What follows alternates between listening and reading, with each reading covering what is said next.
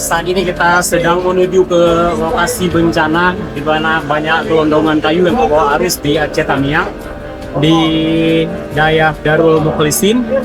dan seperti inilah kondisinya. Tanggal 26 tinggal 100 karena sebelum itu